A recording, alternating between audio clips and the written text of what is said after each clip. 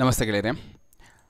ಯಾರೆಲ್ಲ ಸರ್ಕಾರಿ ನೌಕರರಿದ್ದೀರಾ ಅವ್ರಿಗೆ ಒಂದು ESS ಪೋರ್ಟಲ್ ನೋಂದಣಿ ಕಡ್ಡಾಯ ಮತ್ತು ಸುತ್ತೋಲೆ ಹೊರಡಿಸಿದ್ದಾರೆ. ಕರ್ನಾಟಕ ಸರ್ಕಾರದ ಮಾನವ ಸಂಪನ್ಮೂಲ ನಿರ್ವಹಣಾ ವ್ಯವಸ್ಥೆ ಏನಿದೆ ನಿರ್ದೇಶನಾಲಯ ಆರ್ಥಿಕ ಇಲಾಖೆ ಒಂದನ್ನು ಹೊರಡಿಸಿದೆ. ಏನು ರಾಜ್ಯ ಸರ್ಕಾರದ ಎಲ್ಲ ಅಧಿಕಾರಿ ಅಂದರೆ ನೌಕರರು ಕಡ್ಡಾಯವಾಗಿ HRMS ನೌಕರರ ಸ್ವಯಂ ಸೇವೆ ಏನಿದೆ ಎಂಪ್ಲಾಯಿ ಸೆಲ್ಫ್ ಸರ್ವಿಸ್, ನೀವು ಕೇಳಿದ್ದಾರೆ ಇದ್ರ ಬಗ್ಗೆ ESS ಪೋರ್ಟಲ್ ಅಂತ ಕೂಡ ಹೇಳ್ತಾರೆ. ಅದರಲ್ಲಿ ನೀವು ನೋಂದಣಿ ಮಾಡಿಕೊಳ್ಳುವ ಬಗ್ಗೆ ವಿವರಣೆ ನೀಡಿದ್ದಾರೆ. ನೌಕರರಿಗೆ ನೋಂದಣಿಯಿಂದ ಆಗುವ ಏನು ಪ್ರಯೋಜನಗಳು, ಇದರಲ್ಲಿ ಏನಾದರೂ ESS ಪೋರ್ಟಲಲ್ಲಿ ನೋಂದಣಿ ಆದರೆ ನಿಮ್ಗೆ ಏನೇನು ಪ್ರಯೋಜನಗಳು ಅನ್ನೋದು ಕೂಡ ಸರ್ಕಾರ ತಿಳಿಸಿದೆ. ಈ ಕುರಿತು ಕೆಲವೊಂದು ಅಂದರೆ ಯೋಜನಾ ವ್ಯವಸ್ಥಾಪಕರು ಸುತ್ತೋಲೆ ಆಲ್ರೆಡಿ ಹೊರಡಿಸಿದ್ದಾರೆ. ಎಲ್ಲ ಇಲಾಖೆಯ ಮುಖ್ಯಸ್ಥರುಗಳಿಗೆ ಈ ಕುರಿತು ಸೂಚನೆ ನೀಡಲಾಗಿದ್ದು, ಸರ್ಕಾರದ ಕಾರ್ಯದರ್ಶಿ ಅಂದರೆ ವಿತ್ತೀಯ ಸುಧಾರಣೆ ಏನು ಕಾರ್ಯದರ್ಶಿ ಇದ್ದಾರೆ ಆರ್ಥಿಕ ಇಲಾಖೆ ಇವರ ಸುತ್ತೋಲೆ ಸಂಖ್ಯೆ ದಿನಾಂಕ 2/11/2023 ಉಲ್ಲೇಖ ಮಾಡಿದ್ದಾರೆ. ಓಕೆನಾ. ಸೊ ಯಾರೆಲ್ಲ ಸರ್ಕಾರಿ ನೌಕರರಿದ್ದೀರಾ ಅವರು ಇದಕ್ಕೆ ಒಂದು ಮ್ಯಾಂಡೇಟರಿಯಾಗಿ ಲಾಗಿನ್ ಅಂದರೆ ಈ ಪೋರ್ಟಲ್ಗೆ ನೀವು ಜಾಯಿನ್ ಆಗಲೇಬೇಕು ಅನ್ನೋದು ಕೂಡ ಹೇಳಿದ್ದಾರೆ.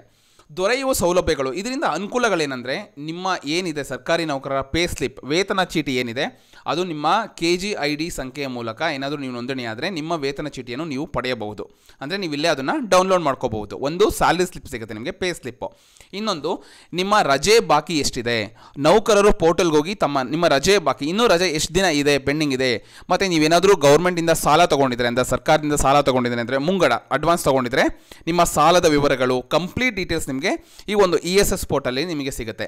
ಈ ಒಂದು ಏನಾದರೂ ವೇತನ ಚೀಟಿ ಇದನ್ನೇ ನೀವು ತೊಗೋಬೇಕು ಅಂದರೆ ನಿಮ್ಮ KGID ನಂಬರ್ ಮುಖಾಂತರ ನೀವು ಇದಕ್ಕೆ ಲಾಗಿನ್ ಆಗಬೇಕು. ಮತ್ತು ಡಿಡಕ್ಷನ್ ಡೀಟೇಲ್ಸು, ನಿಮ್ಮದು GPF ಇದೆಯಲ್ಲ ಅಂದರೆ ಸಾಮಾನ್ಯ ಭವಿಷ್ಯ ನಿಧಿ ಅಂತ ಹೇಳ್ತಾರೆ, GPF, ಇನ್ಕಮ್ ಟ್ಯಾಕ್ಸ್ ಏನಾದರೂ ಡಿಡಕ್ಟ್ ಆದರೆ, ಏನಾದರೂ ಇನ್ಶೂರೆನ್ಸು ಈ ಥರ ನೀವೇನಾದರೂ ವಿಮೆಗಳನ್ನ ಏನಾದರೂ ಮಾಡಿಸಿದರೆ ಆ ಒಂದು ಇನ್ಫಾರ್ಮೇಷನ್ ಕೂಡ ನೀವು ಇಲ್ಲೇ ಚೆಕ್ ಮಾಡಬಹುದು. ಓಕೆನಾ. ಇದು ಬಿಟ್ಟು ನೀವೇನಾದರೂ ಪ್ರಧಾನ ಮಂತ್ರಿ ಜೀವ ಜ್ಯೋತಿ ಬಿಮಾ ಯೋಜನೆ ಏನಿದೆ, ಸುರಕ್ಷಾ ಬಿಮಾ ಯೋಜನೆ, ಈ ಥರ ನೀವು ಹಲವು ಯೋಜನೆಗಳನ್ನ ನೀವೇನಾದರೂ ತೊಗೊಂಡಿದ್ರೆ ಅದು ಕೂಡ ಈ ಪೋರ್ಟಲಲ್ಲಿ ನಿಮಗೆ ಸಿಗುತ್ತೆ ಅಂತ ಕೂಡ ಹೇಳಿದ್ದಾರೆ. ಸೊ ಗೊತ್ತಾಯ್ತಲ್ಲ, ಯಾರೆಲ್ಲ ಸರ್ಕಾರಿ ನೌಕರರಿದ್ದೀರಾ ಅವರು KGID ಮುಖಾಂತರ ಈ ಒಂದು ESS ಪೋರ್ಟಲ್ಗೆ ಲಾಗಿನ್ ಆಗಬೇಕು ಅಂದರೆ ನೋಂದಣಿ ಮಾಡ್ಕೋಬೇಕು ಅನ್ನೋದನ್ನು ಕೂಡ ತಿಳಿಸಿದ್ದಾರೆ.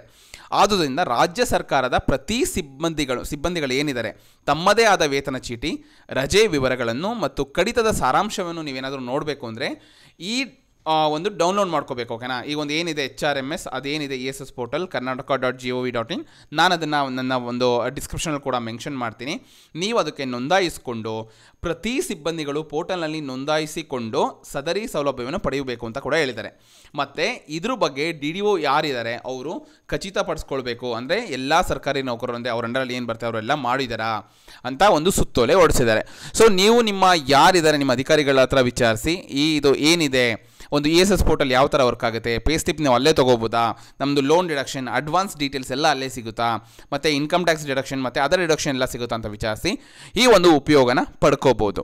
ಸೊ ಇದೇ ರೀತಿ ಹೆಚ್ಚಿನ ಮಾಹಿತಿಗಳಿಗಾಗಿ ಅಂದರೆ ಸರ್ಕಾರದ ಅಪ್ಡೇಟ್ಗಳಿಗಾಗಿ ನನ್ನ YouTube ಚಾನಲ್ನ ಸಬ್ಸ್ಕ್ರೈಬ್ ಮಾಡಿ ಇದೇ ರೀತಿ ಸಪೋರ್ಟ್ ಮಾಡ್ತಾಯಿರಿ. ಧನ್ಯವಾದಗಳು.